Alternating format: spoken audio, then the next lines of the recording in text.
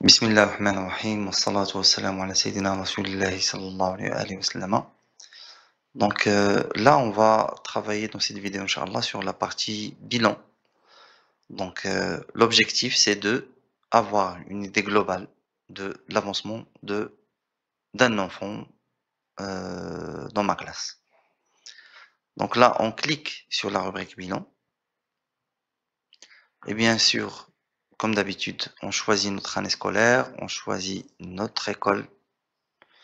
Donc là, association AME, et on choisit notre classe. Je mets rechercher. Donc là, on a la liste des élèves qui sont affiliés à cette classe-là. Donc je vais choisir le premier élève, donc Manfaloté Mustafa. Donc pour accéder à son bilan, il faut cliquer sur le camembert qui est là. Et on accède au bilan spécifique à cet enfant-là. Donc là, on a 3 sous-rubriques. Donc ces rubriques-là, il y a la partie niveau, le parcours et l'attestation. Je commence par l'attestation. Donc l'attestation, c'est chaque fois que l'enfant il termine un niveau, ça veut dire dans sa globalité, donc il a 100% sur l'ensemble, il y a une attestation qui va se générer. On clique dessus, il peut la télécharger, on pourra l'imprimer à la remise des diplômes. Ça, c'est pour l'attestation. Donc la rubrique niveau, c'est elle qui va nous définir en fait sa progression durant l'année sur le programme. Ça veut dire on a une vue, un visuel global, on a une idée globale en fait de sa progression et ce qui lui reste à finir. Donc on clique sur le niveau. Donc soi-disant il est au niveau 1, donc on va cliquer sur niveau 1 et là on a le bilan de cet enfant-là avec les 30 séances ici et le détail de chaque composant par rapport à chaque séance. Normalement, après la séance en présentiel, soi-disant, il a fait en fait la séance aujourd'hui en présentiel avec le prof. Normalement, il doit finir, on doit avoir 100% avant la séance d'après. Comme ça, en fait, on maintient cette progression durant chaque semaine. Voilà. Donc, et ce bilan-là, on peut le télécharger, comme ici. Et on l'imprime et durant la rencontre avec les parents, on peut leur présenter ce bilan-là. Voilà.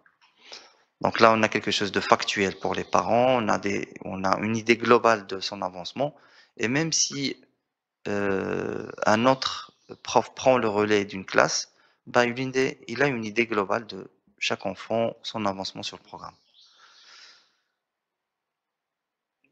Donc là, je vais revenir sur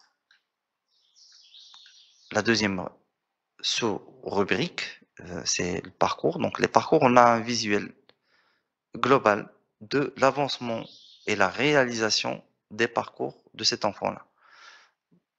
Il faut savoir qu'on a 2 statistiques. Donc les statistiques globaux pour son avancement sur le programme, dans sa globalité. Et là, on a un visuel, des statistiques par rapport à sa progression et sa réalisation des parcours qui sont envoyés par le prof. Donc en cliquant sur la partie parcours, on choisit une date de début, une date de fin. Donc soi-disant, moi, je vais choisir on va dire de avril, du 16 avril 2024 jusqu'à maintenant. J'aimerais voir est-ce qu'il est assidu par rapport à la réalisation des devoirs ou pas. Je mets rechercher et donc là voilà. Donc on a les différents devoirs qui ont été envoyés, la date de clôture de chaque parcours et le pourcentage de réalisation. Normalement, ils doivent avoir 100% de réalisation sur chaque devoir. Et là, on a une moyenne. Donc, on a une moyenne globale, en fait, par rapport à ces parcours-là. Et on peut, bien sûr, toujours télécharger ces statistiques-là et le présenter aussi aux parents. Comme ça, il sait en fait l'impact du suivi. On a un suivi global et un suivi spécifique par rapport aux devoirs.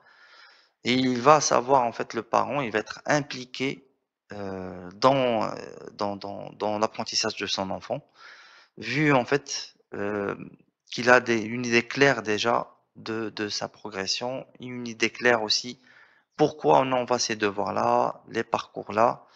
C'est surtout pour rattraper les lacunes. Donc, avec ça, il va, ça va l'impacter pour qu'il puisse en fait s'investir dans le processus d'apprentissage.